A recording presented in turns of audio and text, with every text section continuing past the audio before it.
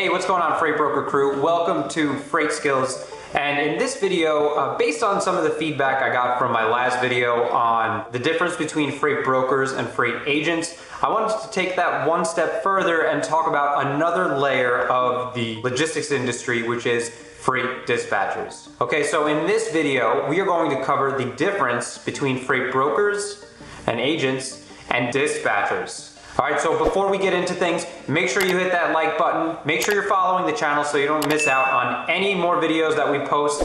And let's get right into it. What is the difference between a freight broker and a freight dispatcher?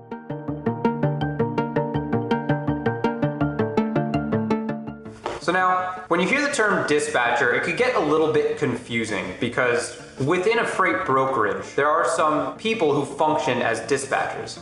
Right, but this is very different than what we're talking about when we say a freight dispatcher.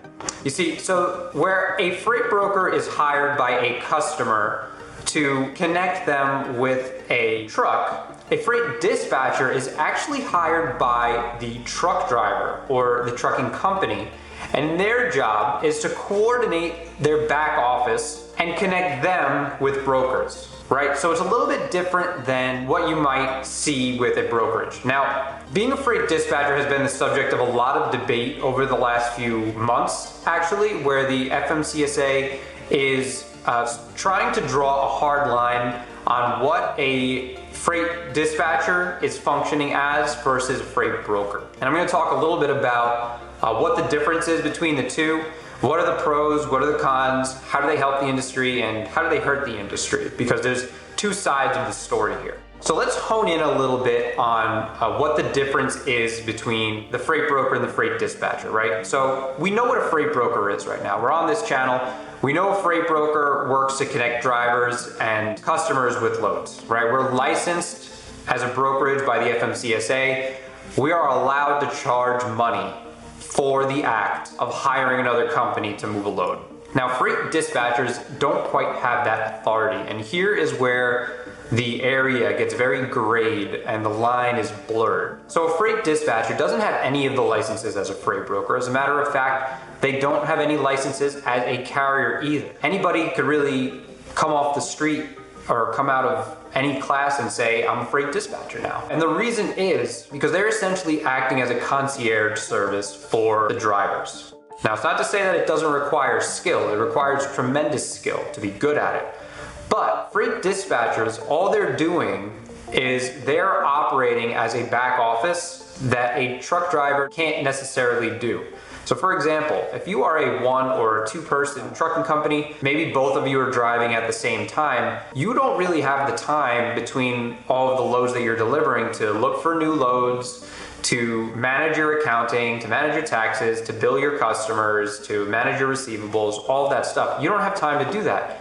And you might not either want the extra expense or you might not be able to afford the extra expense to hire a full-time helper. So what happens is a freight dispatcher will call up and say, you know, I'd like to help you keep your truck moving. I'd like to help you with your back office support. In exchange for a small percentage of the loads that you move, the dispatcher will take a cut. And here's where the problem becomes. Some freight dispatchers will overstep that line, and rather than work directly with the trucking company, they will engage with brokers and customers on their behalf. So some of them are doing this and they don't even realize they're doing it.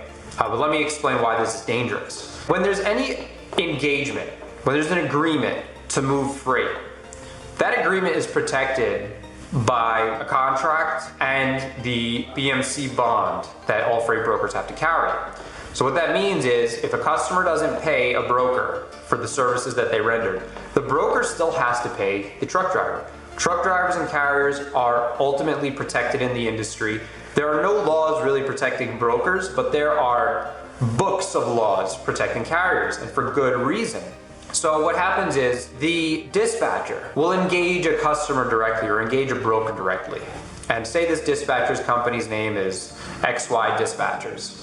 XY Dispatchers cannot bill directly for their services. And what that means is when the work is done by the carrier, if they hired a dispatcher, the dispatcher needs to engage directly with the truck driver to collect the commission. That means that the bill comes from the trucking company to the broker, or the trucking company to the customer, and then that money gets taken and given to the dispatcher. A lot of dispatchers, I'm not going to group all of you together, will take it upon themselves to send their own bill to the customer, or their own bill to the freight broker who gave the work. That contract is not protected by the bond.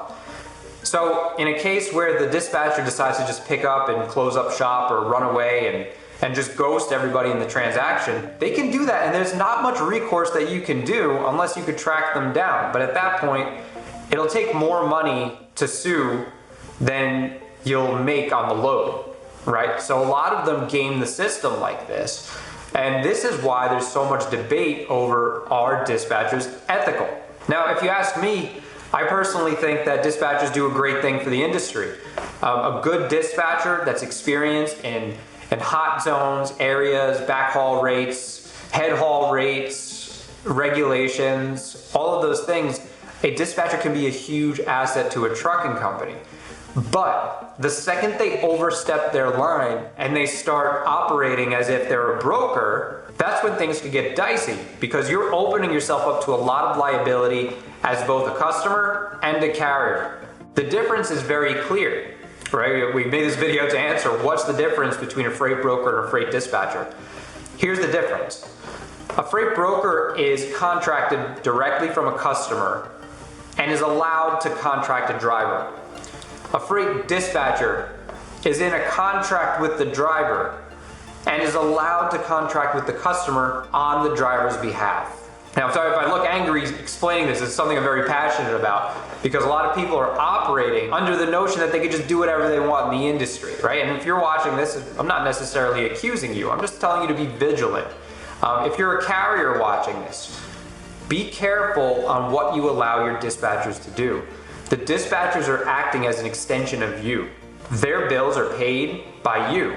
Their bills cannot be paid by your customers and your brokers that you're working with directly, because they don't have a license. The licenses that we get from the FMCSA, the property license or property broker license, the authority, that's what gives you the right to charge money for moving freight. Right? It's a very serious responsibility that we all have. We have to keep this freight safe. We have to assume liability for this freight. There's a lot that goes in the back end, and the bad eggs in the industry, right? There's always bad eggs, are exploiting the rules in order to forego that liability, right? So they think that they can just, in a sense, make their own rules, operate without all the expenses that we have to incur, and then get paid for it. And that's where it becomes unfair, unethical, and illegal. So if I have to sum up all of my ideas about dispatchers, as long as a dispatcher is operating ethically, that means that there are contracts in place with the drivers, they are not representing themselves as brokers to customers, and they communicate very well, they provide a great service to the carriers, I see nothing wrong with them, and I actually encourage you to find those partners, to find those dispatchers who can be an asset to your company, because they can help you get a lot more work, a lot better prices. They can do the things that you don't have the time to do as a small trucking company. Now, a word of caution I will say is, given all of the gray areas, you do not want to be mixed up in a transaction where you are acting as both. Right? So a lot of new freight brokers come into the industry and they kind of try to put their hands in everything, right? They try dispatching, they try to, own a few trucks, they try brokering. So they have this real complicated authority. They don't realize what they're doing. They end up overwhelming themselves and not knowing where they cross the line, right? And this is just based on inexperience. So if you are just getting into brokering and you're considering a career in dispatching too, you have to pick one or the other. They're two completely different skill sets. You can't get really good at brokering while also being a dispatcher, right? Something I always say, I say two things, but the more PG version is the one who chases two rabbits catches none. And that couldn't be more true for the logistics industry. I wanted to be a good broker, so we dialed in on brokering. We don't own trucks. We never tried to own trucks. And if you want to get good at one of these things, if you want to make a lot of money in the industry, you have to pick one path and you have to stick with it. right? If you want to grow a big carrier outfit, be a carrier. If you want to grow a big brokerage, be a broker. You can't do both at the same time. And dispatching is very unique. It stands on its own. I would not mix dispatching in with the duties of running a freight brokerage. Now, from the carrier side, it might be a little bit different, but I'm not going to comment on that because I don't run a carrier authority. I run a brokerage. So those are my thoughts on dispatchers. That is a brief summary on what is the difference between a freight broker and a dispatcher. As far as what should you do, that's completely up to you and your goals.